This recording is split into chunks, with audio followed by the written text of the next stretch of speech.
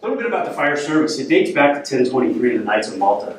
That is really where the fire service kind of started. So if you look, a lot of what we wear in our badges and whatnot have the Maltese cross.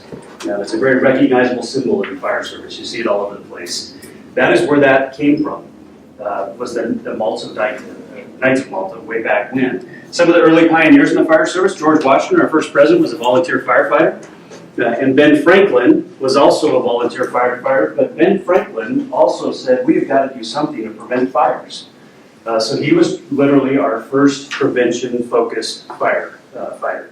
And so Pam, or our pub ed manager, she's going to be talking a lot about prevention, but Ben Franklin is really where a lot of that came from, and saying, we need to stop burning down all our horse barns and our buildings because Boston just burned down. We need to do some things different. So that's some of the roots way back when.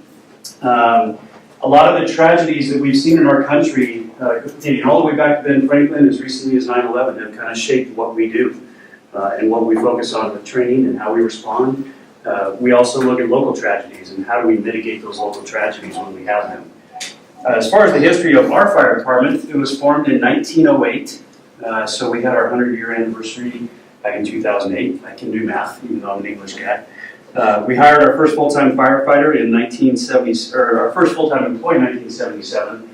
That was Skip Voss. For those of you that have been around Meridian a long time, Skip was the first person that we hired.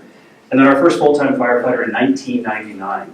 So if you think about that, we're not that old. We're kind of a young workforce, a young department. And you all talked about the growth of the city and how quickly it blew up and grew. When we moved here, I'll never forget, I drove down Eagle Road, and I can remember it now as well. There was one little stoplight on Eagle Road. Some of you remember even further beyond that. But it was just a little two-lane road, one stoplight at kind of Eagle and Fairview, if I remember correctly, or maybe it was Houston. And you can see what it is now. So we grew with the community. We built 5 stations in 8 years, which is unprecedented in the fire service. Considering for each fire station, we need to hire 9 to 12 firefighters to man those stations on 3 shifts. So we grew very quickly. Looking at today, we cover 56 square miles, so we cover the entire boundaries of the city. We also have had a long-standing relationship with the Rural Fire District. So you get outside the city limits, you have what's the Meridian Rural Fire District. So if you head out to, let's pick a place, Amity and Linder, that would be a Meridian Rural Fire District boundary. And so we cover not only the 26 square miles of the city, we cover outside of that as well, all from our current 5 stations. Our call volume in 2017 was 6,839. That resulted in a little over 9,000 unit responses. We're continuing to trend every year about 8% increase in our call volume, which kind of matches the population growth of the city, about 8%. So we tend to travel along with the city population growth as far as our call volume goes and how often we're used. A lot of folks like to refer to us as our city insurance policy. They love seeing our firefighters out there. They wave to our firefighters. They just don't want to ever see them at their house. And so that's kind of who we are and what we do. We currently have 75 full-time firefighters. So thinking back, 1999, we hired our first firefighter. Today we have 75 firefighters out there serving the public. That includes, in addition to that, we have myself, 2 deputy chiefs, 2 division chiefs, 3 administrative support. We have 2 fire inspectors. Our fire inspectors go out and inspect the commercial buildings in our community, and as those grow, the need for additional support there grows as well. We have 2 training officers, and we have 1.5 pub ed specialists. Now, I will tell you, our 1 out of that 1.5 is sitting right over there, and I cannot say enough great things about Pam Moore. She is the most energetic, focused individual that we probably have in our department. And she comes to work every day with an absolute mission to serve the community. She does a terrific job. So I know I'm embarrassing you there a little bit, Pam, but that's what I do, right? Today, our 2017 budget, just to cover that, was $10,384,000. Obviously, as our community grows and our needs to expand grow, that budget increases. We are one of kind of 3 big departments in the city. Us, the police department, and parks are kind of the big 3 as we refer to ourselves. That's kind of an ego trip on our part. But you'll hear from Chief Levy of the police department and Steve Sidaway of the parks department. We're kind of the big 3. However, we rely heavily on our support departments. So our communications manager, our IT support departments, our finance department, our HR department. And so it's all intertwined in city government, even though you have 3 really big departments. Today we do a lot more than firefighting. When I became a volunteer firefighter way back when I was up in Washington, drill nights consisted of showing up. We played a game of poker, and then we went out and we drilled and sweated for about an hour and a half, and then we came back and we played another game of poker. That's kind of the way the fire service was way back when. And we fought fires. That's what we did. We didn't go on public service calls. We didn't go on EMS calls. We just fought fire. Today we are much more than just firefighters. We go on EMS calls. We do public education. We do fire inspections. We do community risk reduction activities. We do hazmat. We do technical rescue. We do water rescue. So the list is really expanded. And with that, we know we need to hire a very diverse workforce that has a lot of specialties in their background. In Meridian, I'm very proud to say we hire the best of the best. We have a very extensive hiring process. Most folks are jealous of the quality of the firefighters that we hire and the quality of the staff we hire. And I think that's reflected in how the community feels about us. We do 2 things. The city has a city survey, a citizen city survey that they send out every 2 or 3 years? 3 years. I'm very proud to say, and I hold this over, the police chief said, because I can, we were rated as the #1 city service in the last city survey by a slim margin, but we're very proud of that. And the reason we take pride in that is because we preach to our firefighters, when you're out engaging with our community, we're there for you. That's why we exist. And so they take a lot of pride in setting that tone. For those of you that have been around a while, you'll know the name Kenny Bowers. Kenny Bowers was a fire chief for many years here, a volunteer fire chief. Kenny Bowers sets the tone and the stage for our department as far as how we treat the public.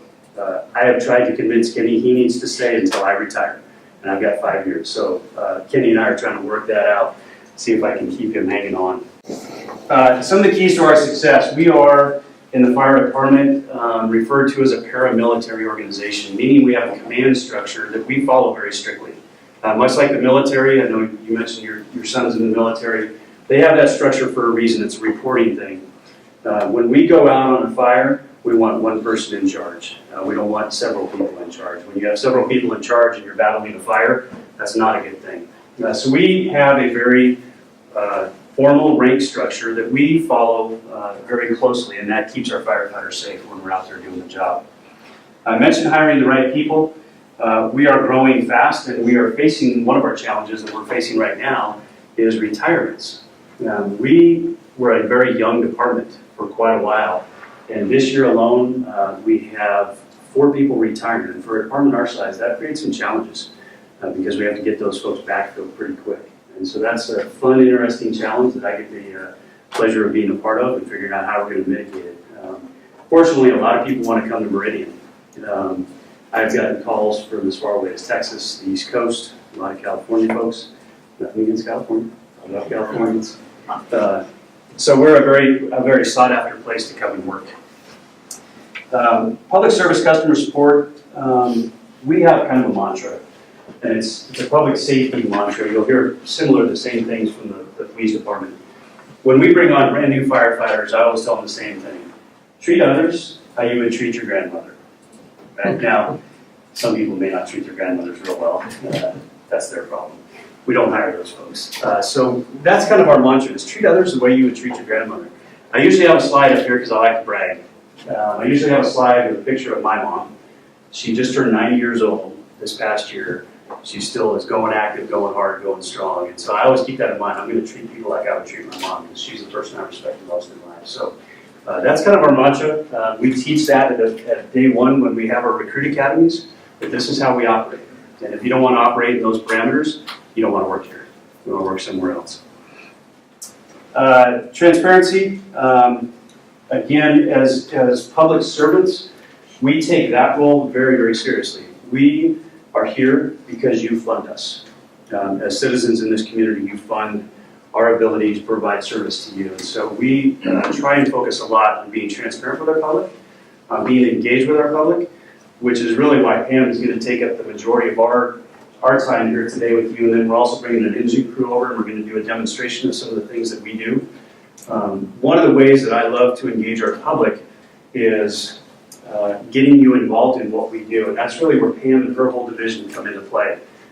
You are an extension of us as public safety. You are the ones that when something happens and you see it, I usually do this with the third graders, so I don't have to do it with you, but you know what number to call when something bad happens, right? It's not, what I see on the news. They say, oh, if you order a pizza, that's the code for an emergency, right? That's false. Don't order a pizza through the 911 system. Giving a plug for our dispatchers there. So you're the first step. We don't go unless somebody notices something going on or something happening that notifies us.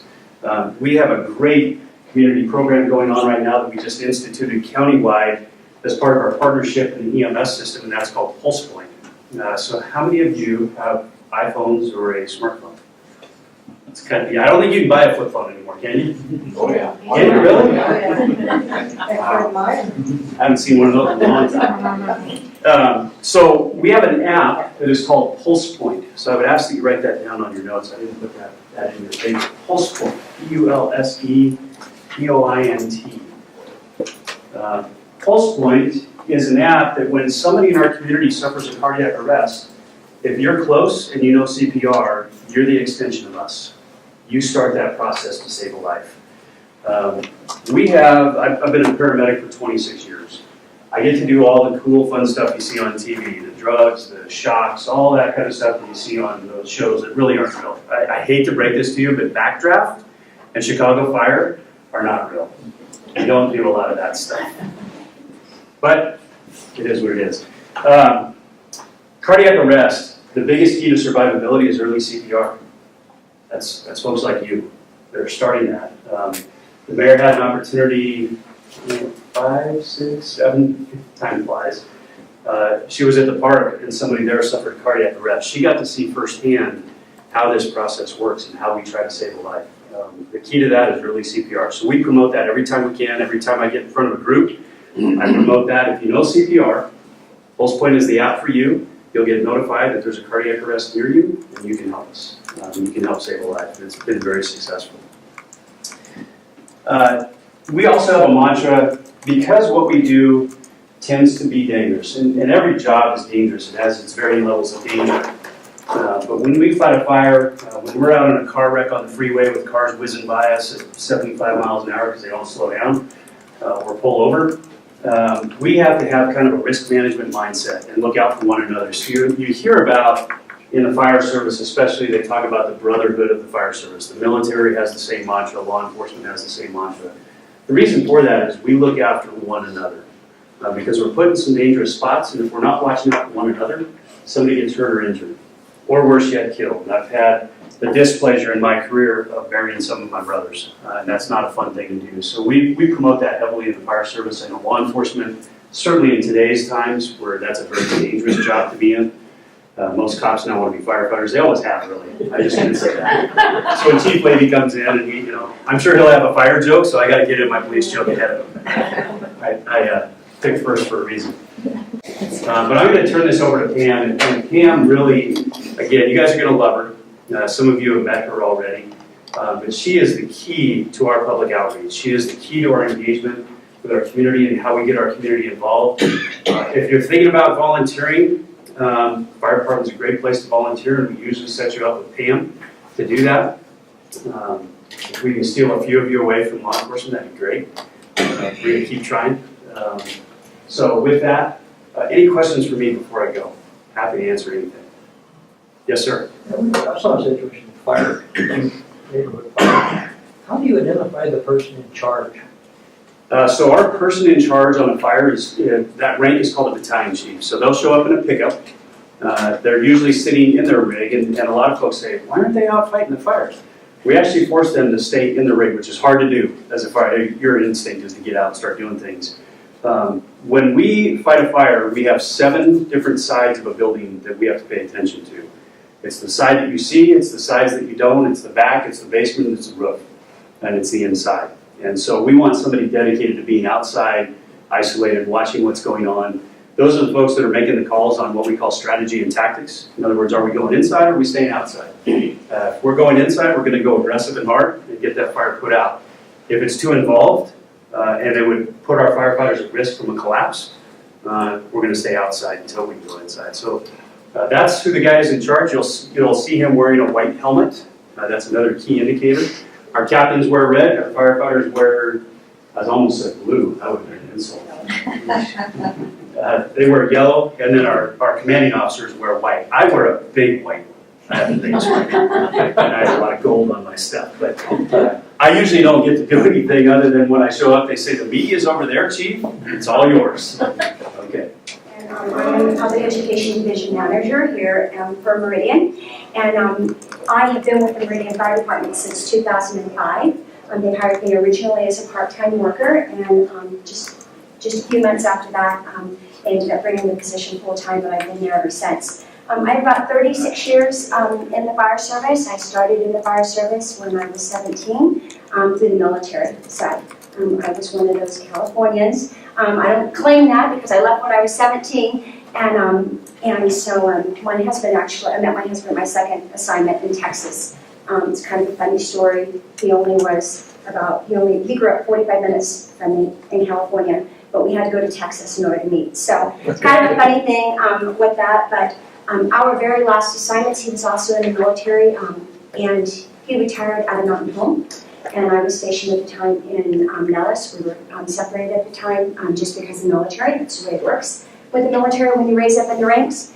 And so we had a cabin that was in Island Park. It's I don't know if anybody's familiar with that, but Henry's Lake. So my grandmother had built that cabin years and years and years ago. We had purchased it, and we used to spend 2 weeks out of the year up in that cabin. And so when my husband was retiring on a mountain home, he said, why don't we just go to Boise? Why don't we just stay here? You know, it's close to the cabin, and we love Idaho, and so let's do that. So I kind of claim that, yeah, I'm from California, but I've been in Idaho for a whole lot of years, but currently we've been here now for 21 years, so it's so super exciting. I'm very blessed, super blessed that I have a job with the City of Meridian doing this job. I always loved the fire service, loved serving as, on the line as a firefighter, but particularly public education and what we can do to really put the education stuff, so ed stuff,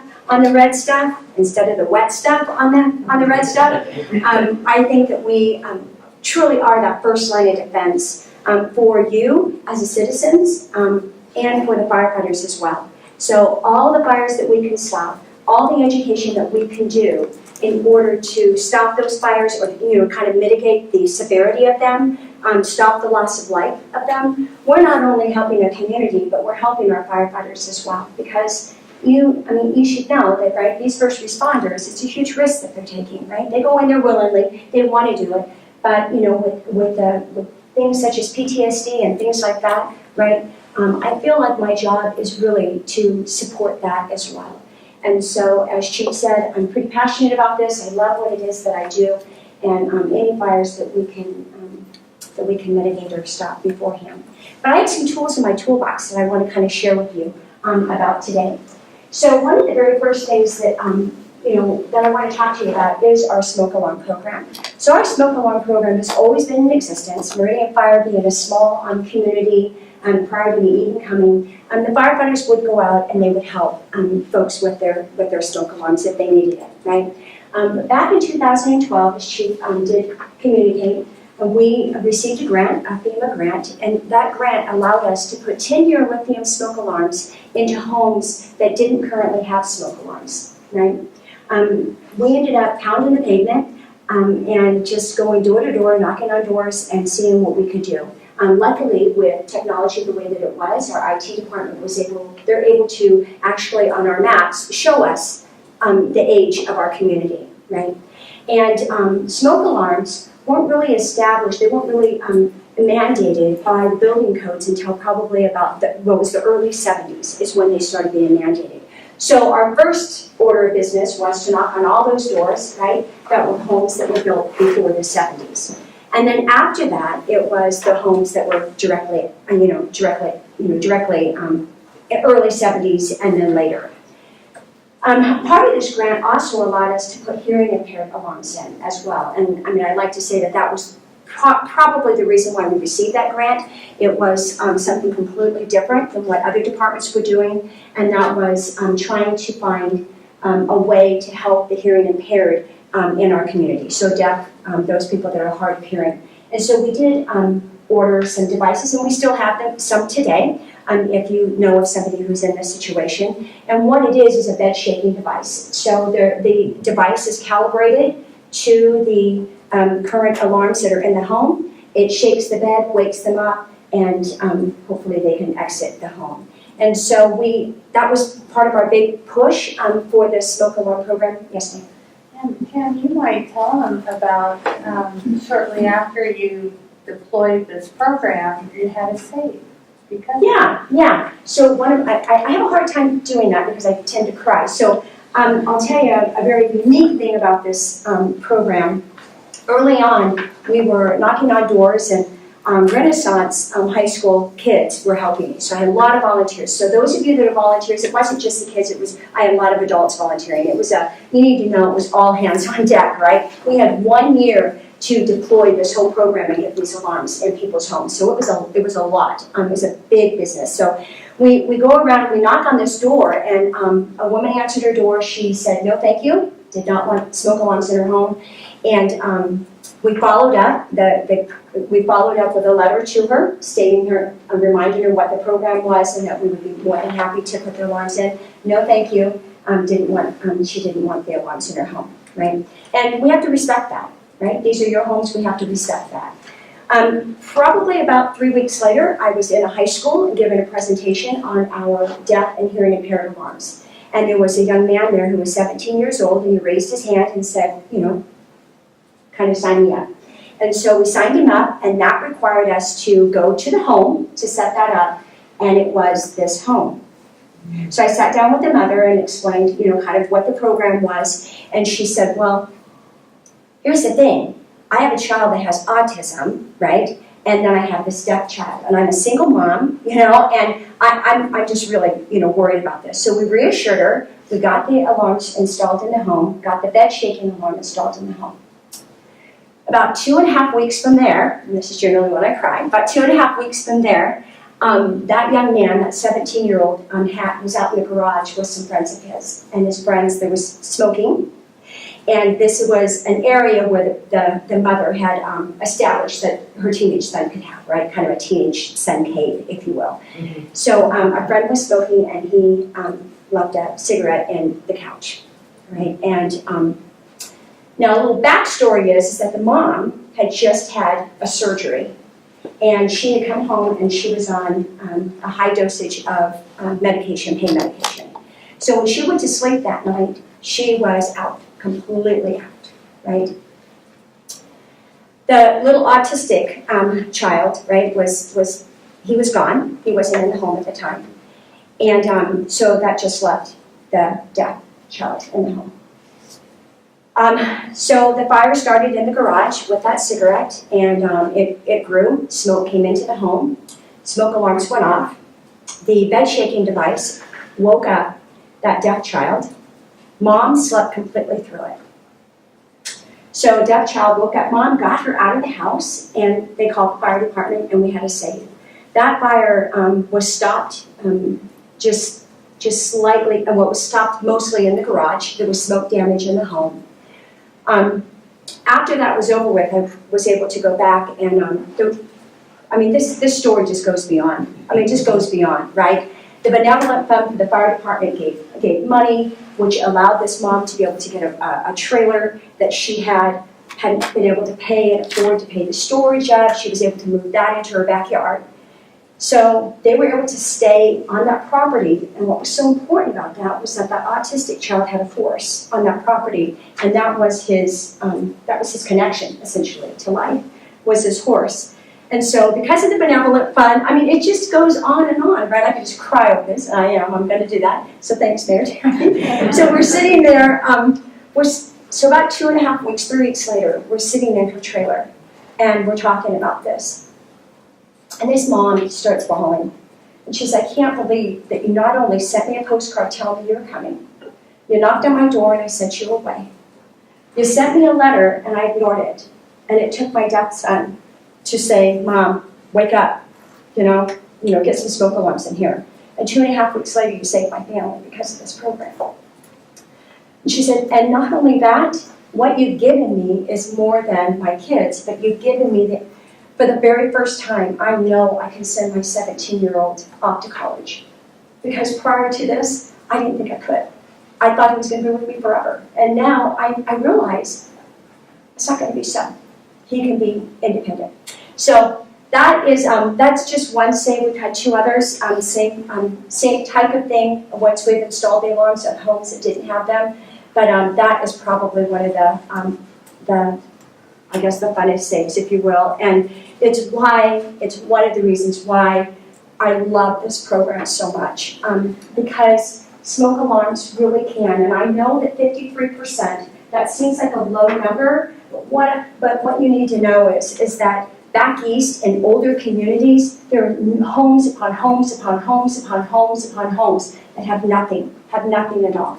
We do well here in the West because our homes are younger, right? And in Meridian, we do very well because our construction is we are a community that is pretty young, but we do have some homes that are older. And we do have some homes out there that we still, are still uncovered. And so if you know of any of those homes, you know anybody, please, please, please send them our way.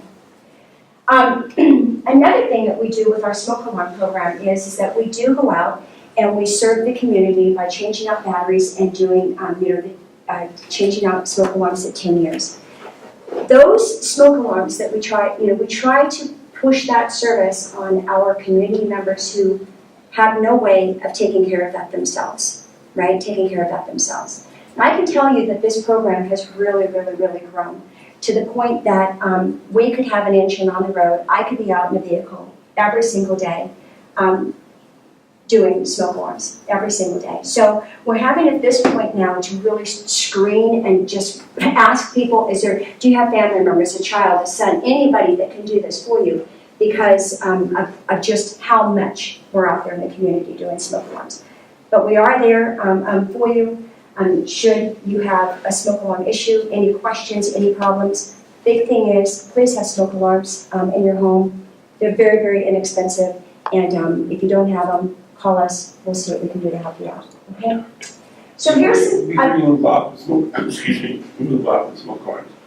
Are there any statistics about rental property? so Or the aspect of the owner doesn't live there, the renter may not care as much. Yeah, so it's mandatory, and it's interesting you would ask that because just 2 years ago, legislation was passed that not only smoke alarms but carbon monoxide alarms now. So if you are an owner of a rental property, that is by law, it's mandatory. And we have published that to try to get that information out. I'm currently working with a home right now. It just so happens it's on Meridian Road, and it's exactly that situation, right? We've got many people living in that home, three different levels living in that, 2 different levels, living in that home, and it has no smoke alarms at all in there. And the occupant wants them, the renter wants them, but the homeowner is like, yeah, no. And so we're having to work on that through the, fire marshal is working on that, with them. So, they have smoke alarms, they're just not installed. I've given them smoke alarms, they're sitting on the counter, they haven't been installed, actually, to go into them. I'm just thinking, is there any program you can have that's over and monitor whether or not the rentals? No, because when you get to even though rental properties is a business, right? It's not considered a business as far as commercial goes. And so we have inspectors, and our fire prevention bureau works on all of our commercial properties, but rental properties is something completely different. And we do not legislate, what you do, behind your doors, right, in your home. So if you choose not to have smoke alarms, right, that's something we need to respect. We will do all we can to educate you. I guess what I'm thinking is, if a tenant isn't sure whether or not the smoke alarm is got, Right. works.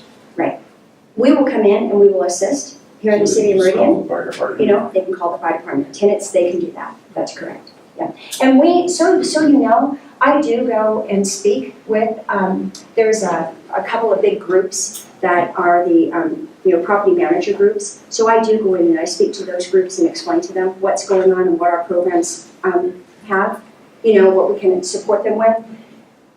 We don't support, we're not going to provide a bunch of new smoke alarms for people who can afford to have rentals, right? You know what I'm saying? It's like that's their responsibility. They need to do that, but we're going to make sure everything's working. And we're going to educate the best that we can, okay?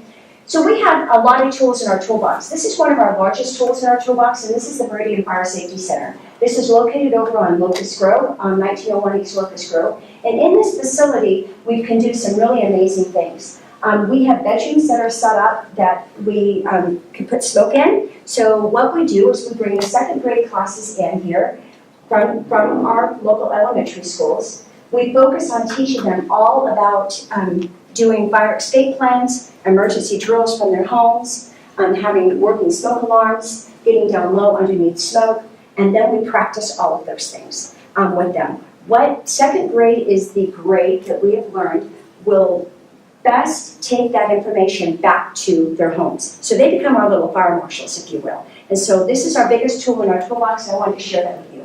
We not only do this for elementary schools, but we do it for any groups, right? Any groups. So I like to have at least 10 in the group. So, and we do this even after hours as well. So if you know of anyone that needs this kind of training, please let us know. This has a burnout room in it. This is one. This is a very rarity in the fire service that you'll have a room that is burned out. What we're doing here is showing the progression of a fire.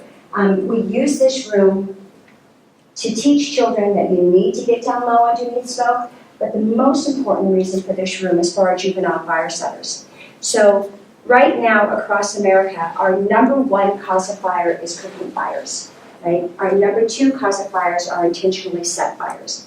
Those intentionally set fires are generally children, right? Are generally children. A lot of what we call juvenile fire setters that are they're curious, right? They're curious. And if you think about it, right, we teach children very young of age, right, before they're even 1 year old, that they have control over fire, right? We put a birthday cake in front of them, we put a candle, we tell them blow out the candle, everybody's cheering, and we do this in a family over and over and over again. So by the time a child is 5 or 6, right, fire is one of these things that, it's not necessarily just a tool, it's fun, right? When we go camping, we have fire, we have birthday parties, we have burn pits in the backyard, right? We have fireplaces, and all the feelings that come along with those are generally really, really good.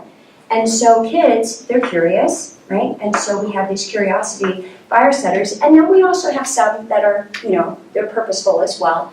But the reality is that it's 97%, folks. 97% of these kids, if we can get them in and get them educated on juvenile fire setting, we can turn their behavior around. It is so high, the success rate with this is so high that it makes sense that you have to do it. Now the big thing is that we've got to educate parents and keep educating parents that little Johnny Joe who's out there lighting the fire, right, that it actually, it isn't natural. It isn't. Just because brother did it or dad did it or whoever did it, it isn't one of those things that are natural, right? So let's bring them in and let's get them educated so that that's the only time that they light fire. Some of our other programs that we have is we go out. So it's not just in that facility, so we go out into the public. We go into anyone that wants us, we're there. How about that, right? One of the big programs that we're pushing now is our Heart Safe Meridian, and Chief Niemeyer spoke about our CPR program. We had a CPR class yesterday. I'm pushing the hands-only CPR class because that is very helpful. If we can get people to get their hands on somebody's chest to start pumping the moment that they see somebody go into cardiac arrest, we can save a life. We can save a life. And so be looking on the city website. We have the hands-only CPR classes every single month. So be looking on the city website in order to see one or to come to one. We would love to have you in one of our classes. In June, I think it's the first or second week in June, that is CPR. We have 2 weeks of CPR, it's a kind of a 2-week big boom across America where we're really pushing CPR. At that point, we're going to partner with the Renaissance School, with that, and with a couple of other agencies to do a mass CPR hands-only throughout the community. So you'll see, hear some things about that coming up as well. We also do car seat safety, car and car seat safety as well. That would be hot cars. We don't want to lose children in for hot cars, or children in car seats as well. So we do that, and we install car seats for people. Folks come into the firehouses, we can bring them into the bay, and we can get these car seats safely provided, installed for them. We do older adult programs as well. Big thing with the older adults is falls, so the fall programs. This is our Friendly Firefighter program. We start our education with kids at the earliest level. So if you're looking at before preschool, and what our education programs do is it really just builds up. So initially what we're trying to do is teach children not to be afraid of firefighters in gear and to get down low. And the reason for that is that remember I talked to you about our number 2 fire, right, is children intentionally lighting fires, right? That's our number 2 type of fire that we're, most, that we see most. Well, the reality is that if a child lights a fire, they're obviously at a much higher risk of dying in fire. Most children who die in fires are those children who lit their own fire. And the reason for that is because obviously when something gets out of control, what do kids do? They get scared, right? And then they hide. Well, what's the next thing that they have coming in to help them is somebody completely in their gear, sounding like Darth Vader. That's pretty stinking scary, right? And so we need to have these kids educated at a very, very young age that firefighters are actually community helpers and that they're there to help them, not to get them or to really scare them. So we start that very, very young age. And then we move from there into get down low, get underneath that smoke, because there's room to live if you're down low, right? We educate them about the sound of a smoke alarm. There's a lot of parents, believe it or not, will tell kids that smoke alarms are cameras. They can tell them whether, they're being bad or good. So it's those kind of things, right? We're trying to educate through that. And so it's real important, real important to do that. So this is a Friendly Firefighter program going on in our firehouse. The firehouses, I know that our fire stations, Chief Neimer talked about that we currently have 5, right? A 6th on the way. And I want you to know that those fire stations are your stations. They're your stations. They're there for the community, right? And those fire crews, they take great, great pride in that.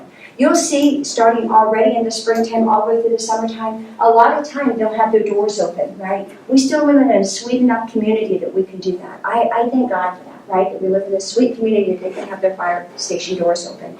And just know that you are always welcome to come in and say hello to them.